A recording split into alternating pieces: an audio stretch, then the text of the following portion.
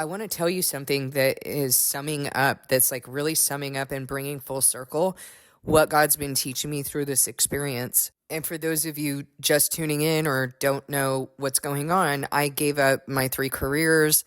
I lived on my savings. I lived on my retirement. God called me and let me know that what I'm doing is that I'm serving in a capacity similar to John the Baptist. I didn't understand at the time, but but as he built my understanding of my role, I came to understand that I am one of his witnesses, one of the 144,000 who are calling people in, right? That's the capacity similar to John the Baptist, calling people in for the return of the Lord. And he built that understanding of me. I didn't even know the word, at that time well enough for him to speak directly to me about what my role was. He had to build my understanding. And he also had to make me worthy of the trust. So he had to build me. So I let go of 3 very lucrative careers. There's no turning back. There's no going back to those contracts and that reputation and that status. Everybody knows that I let this go. And truth be told, they probably think I'm nuts for it. But that's okay. It doesn't matter what any human being thinks of us. It only matters what God knows to be true. Well, I'm at the point where I've lived on my retirement. I cashed out my retirement. I've lived on my savings. I have even been told by God to give money to those who stole from me, tried to sue me, all kinds of things. So this has been a real crushing process, very much in line with the Bible. I don't know what in the world is going on in these counterfeit churches, but it's definitely not what God has me doing. That is for sure. But every time that I've gone through this, since there's no human example here of this, what I've done is I've gone back to God and I've asked him, well, now show me in the Bible where this is a thing. And he's shown me the life of Paul in particular and all of the suffering that Paul had to go through and the fact that Paul didn't take a dime from anybody except for that offering that was brought to him. But no one was collecting tithing. No one was making God a business. No one was doing anything like that. And Paul was incredibly weak. He was crushed by God in order for God's power to rest on him. I don't see that in these counterfeit churches. I see them dressed up in the world, speaking as the world does, and having no understanding, no truth about what it is to be a servant of God, what his word actually says. Their houses are a mess. Their houses are not in order. And they think that being above reproach means that no one can ask them a question, that no one can question them on their behavior. Guess what? That's not true, because Jesus answered questions and he was above reproach. That means he was above questionable behavior. That's why he said things like, if any of you knows what sin I've committed, let me know. Call it out right now. That's a pretty bold statement, right? So I can't make that statement. I can't say, if you know of a sin I've done, listen, I've lived a filthy life. But from the time God called me on, God has dealt with me directly. So I know that I am blameless in his sight. I know that because he deals with me.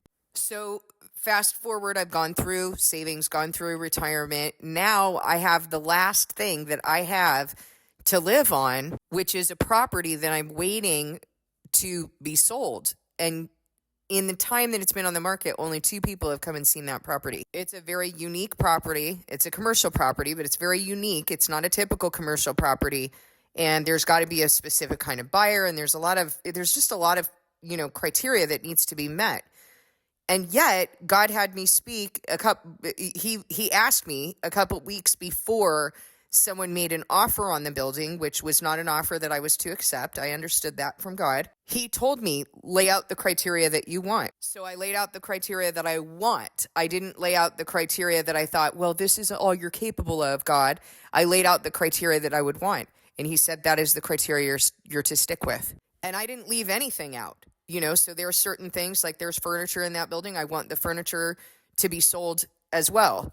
He did not say to me, okay, that's what you want. Here's what I'm going to give you. He said, that is the criteria you are to stick with. And that's what I've done. I am not to put any limits on what God is going to provide. And so when those people made that offer, I knew that I wasn't allowed to take that offer. I knew it. I didn't start compromising. I didn't start minimizing and thinking, oh, well, God's not capable of doing all the things that that he had me lay out. No, he did it ahead of time for a reason. And that reason is because he wants for me to know that he is God and he's the one who did this.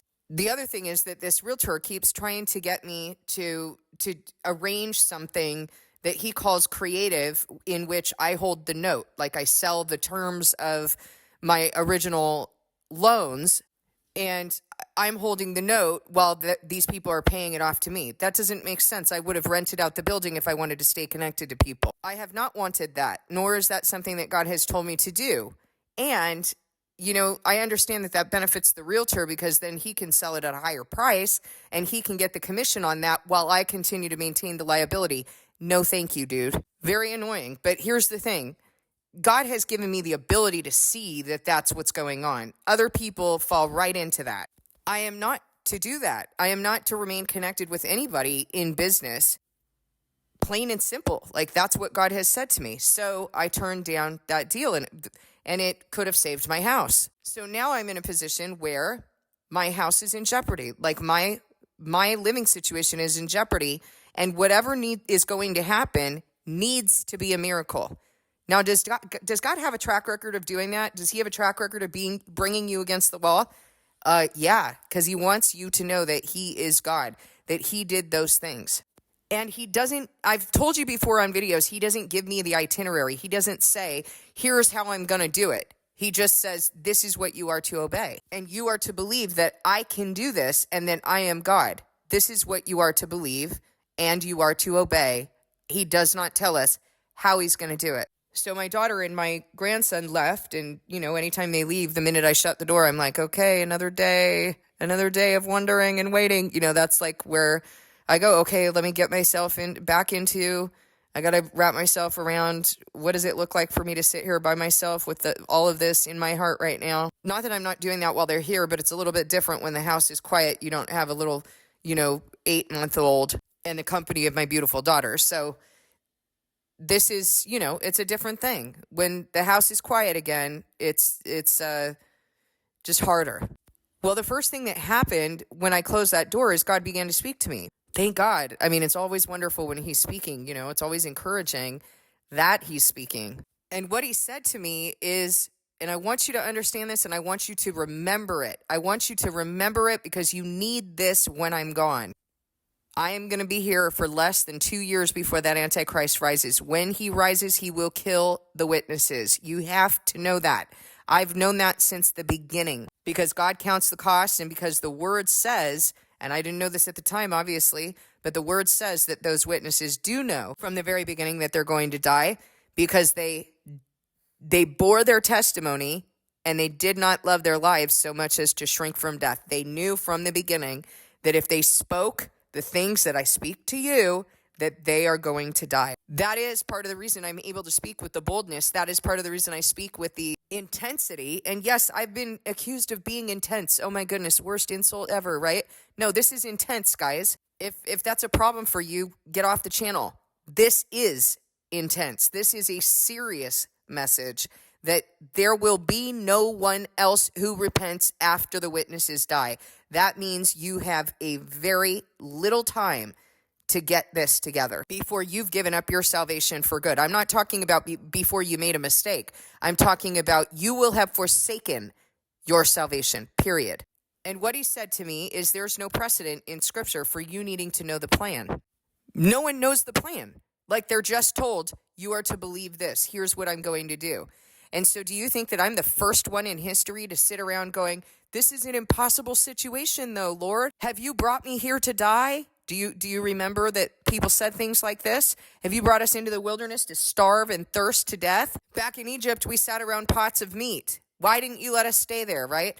Have you brought us to the sea for our enemies to chase us and swallow us up? Even Abraham, to the very last minute, had bound his son, raised the knife to slay him, and God provided on that mountain. He doesn't give the itinerary. So what he said to me is, stop trying to imagine how I'm going to be God and just believe. And you know what? There's nothing more crazy making than sitting here thinking about how my situation is so hopeless and how things have to go in this particular way of my own understanding. And I don't have the money in my account. I'm looking at those numbers and I'm looking at what is carnal and I'm putting limits on God based on what is carnal. How does that work? I mean, it's not working for me. It's making me crazy. But to hear from God that I'm not supposed to be doing that is everything right now. I don't need to know how God is going to be God. I only need to know that He is, that He was, He is, and He will be. That's what I need to know. That's what I need to believe with all my heart. And so it makes a lot of sense to me that through this entire experience, the one thing that He's done, He has not told me a single thing that He is going to do to fulfill this, but the one thing that He has continually done is let me know every single time that I am His, that He called me, that I am His, that everything is true, that I have believed and that He has taught me. He has let me know that unwaveringly. There hasn't even been an inkling that He's punishing me, that He's dealing with me.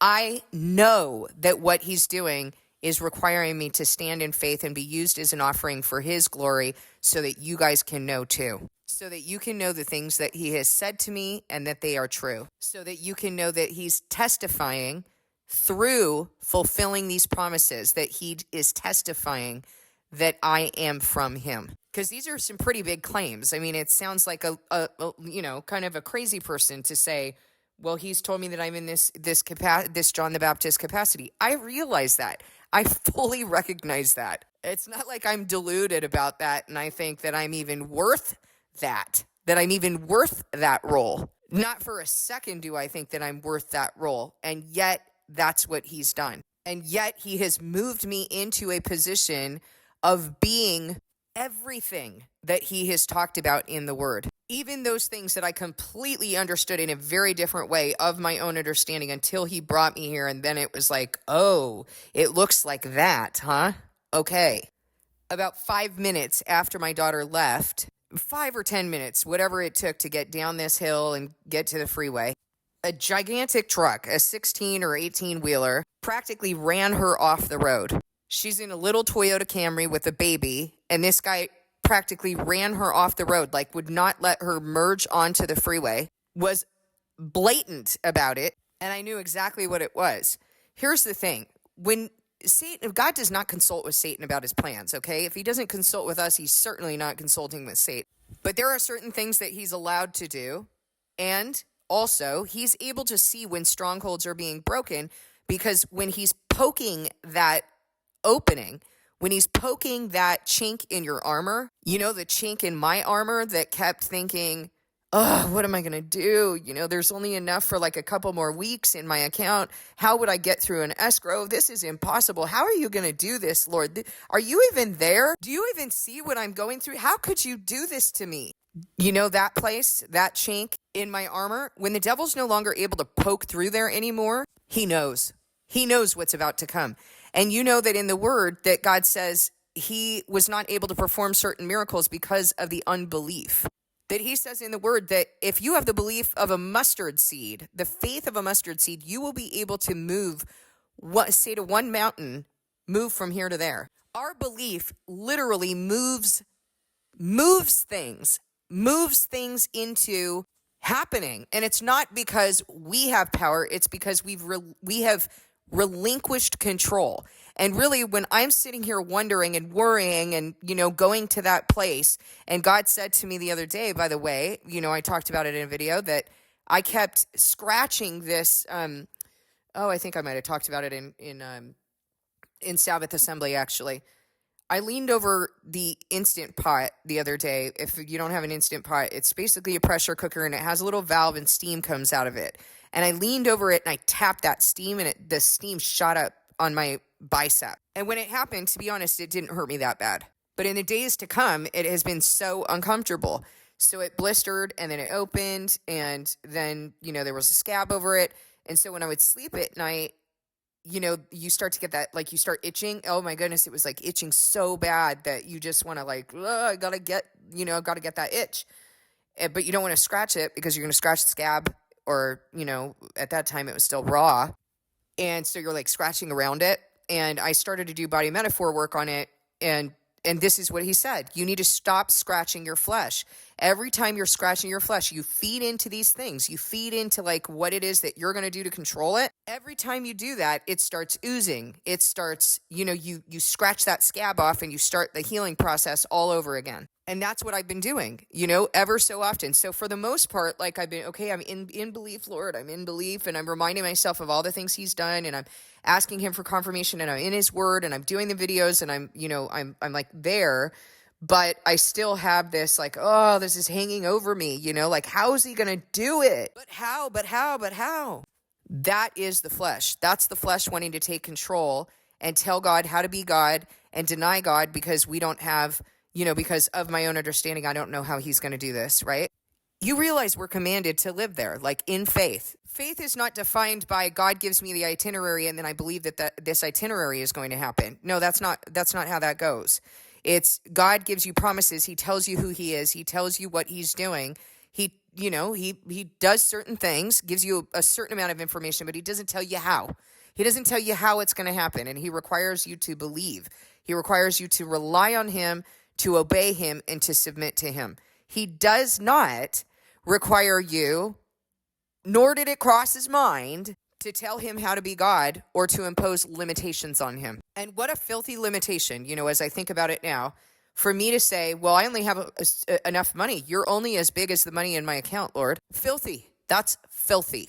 So when that no longer is a stronghold in my life, which it has been all my life, because I watched things done with money between my parents that was just, it scared the heck out of me. I lived on the street. I've never had anybody to rely on, not a husband, not even my fiance at one time. It has always been an issue for me.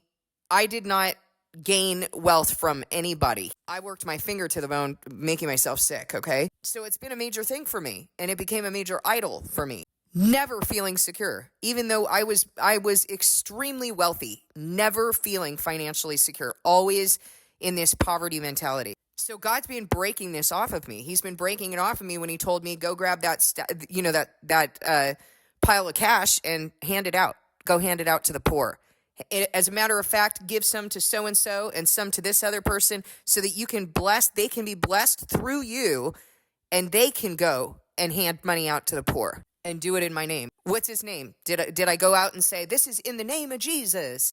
No, I did it in his will, in his purpose, in what he wanted. I didn't do it to go get glory for myself. I didn't do it for any other reason or because somebody, if I gave this to them, they would then give something to me. I did it in his name. So my daughter has been standing in faith with me. She stood in faith with the birth of Jeremiah. Those of you on the channel know that. Those of you who fasted and prayed with us when we were being told that Jeremiah was going to die and Tori might die. Y'all know that. You're my witness. You're all of our witness. That he brought Jeremiah to birth without the use of doctors, without the use of a field that denies that he exists. Hello. So when Tori called me right now and she told me what happened with that truck, I knew exactly what it was. And I told her that, God I said, I know this is going to sound weird, but God allows Satan to do certain things to let me know kind of what's being moved in the spiritual realm and when Satan is angry. And I said, let me tell you what he's been telling me since I closed the door after you guys left. And I told her, he says, stop trying to imagine how I'm going to be God and just believe that I am God. And she said, that doesn't sound crazy at all. And I started to explain to her what it is that, and she got it right away. She got it because she lives it. Okay. That's like how you get it. And she said, I've told you this so many times, Mom. This is what I mean when I tell you that I prayed and I asked God, if you don't want me to go to that hospital, I need you to make me stay home. Because at that point, it was still an option for her to go to the hospital, but she had been sorting through it and they had lost her trust. But even right to that last point, she was still like, well, just waiting and walking with God and really sorting through every single second with him. And so it was still an option, but she said, if you want me to not have a medicalized birth, you want me to have this baby at home, I need you to make that happen. And she said, in my mind, I was thinking either this baby's going to just fall out, he's going to come out so quickly, or I'm going to have plenty of time to prepare and I'm going to end up going to the hospital. Do you know what God did? He made her contractions so strong and so close together for 10 hours, over 10 hours. Her contractions were 2 minutes or less apart. She had so much pain, she couldn't have gotten down those stairs if she wanted to. That is not a natural course of labor, by the way. For 10 hours, her contractions were 2 minutes apart. And she said, I could not go to the hospital if I wanted to. He made it happen, but he didn't make it happen within the understanding that she had, within whatever limitations she was putting around God in her mind. And of course, she didn't know that she was putting limitations on him. But why did he do that? Because he wants her to know that he's the one who did that. You're going to need to remember this, that God does not give you the itinerary. There's no example in scripture where he does that. He tells you what's going to happen. He'll tell you what he's going to fulfill, and then he fulfills it the way that he wants to fulfill it.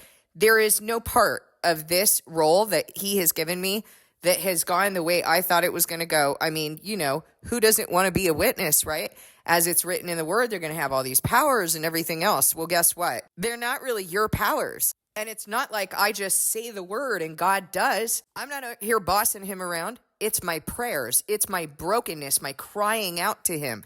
That is what has power, and then he moves. Fire is not coming out of my mouth to just swallow up my enemies, and they just crisp up right before my eyes. And it's like, okay, well, on to the next thing. No, it's the consuming fire of God that comes out of my mouth, first of all, to convict or condemn. It's got nothing to do with me. And as a matter of fact, Zechariah 4 tells us that it is not by my power or might. It is by his spirit that he's doing these things. And the one thing that I do is the same thing I tell you to do. Your relationship, your role with God is to submit, obey, and rely. No boxes to check, no template for being a servant. Submit, obey, and rely with anything that he is doing in your life, even to the point that I'm at right now, and even to the point of death, because you will absolutely be brought there. Every single one of God's people at this point in history is going to die. Everyone who goes up in the first resurrection, the word so tells us that in Revelation 6 at the fifth seal, and in Revelation 20 verse 4. John does not see anybody else, okay? He doesn't see anybody else going up in that first resurrection, but those who've been given authority to judge, the apostles and prophets that came before us, and those who've been martyred. It's stupidity to think that anybody else is going to just slip right in while being a wicked and lazy servant or living their best life here. Stupidity. Not if you know the word, guys. The bar is incredibly high. So you're going to need to remember these things. You're going to need to remember them when you're going through them. It's going to encourage you. Please hold them in your heart, because if you're not sitting here listening to what I'm saying and you just kind of, well, whatever with my offering, to be very honest, I don't know how you can make it. There's no way that God is going to tolerate people treating his servants that way, treating the offering that he's giving through his servants. There's no way that he's going to allow that. So please hold in your heart, write it down, whatever you got to do, so that you can get through this, or you won't get through it. I can certainly guarantee you of that. You will not get through it. When you're sitting there and you're looking at your impossible situations, you're looking at the chariots chasing behind you and the sea right in front of you, and you're like, God, why have you forsaken me? You brought me out here to die. What's going on? How can you make it through that? These things have to be broken, I mean, this is something very important that I want you to understand. God had to bring me to this place.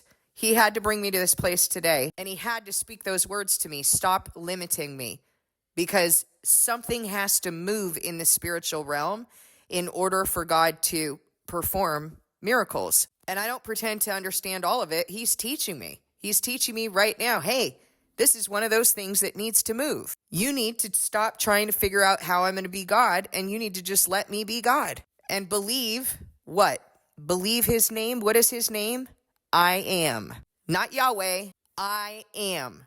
The word haya. You need to believe that I was, that I am, and that I am being revealed.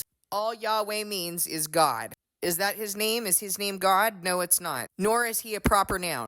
God's name is active. God's name is living. God's name is his reason, his purpose, what he's doing, his reputation, who he's been, who he is, and who he's being revealed to be. And there will be no end to who he's being revealed to be, because there is no end to God. He's not confined into the things that we think have to happen, into the plans that we have in our minds, and he's not confined to a proper noun. He is haya.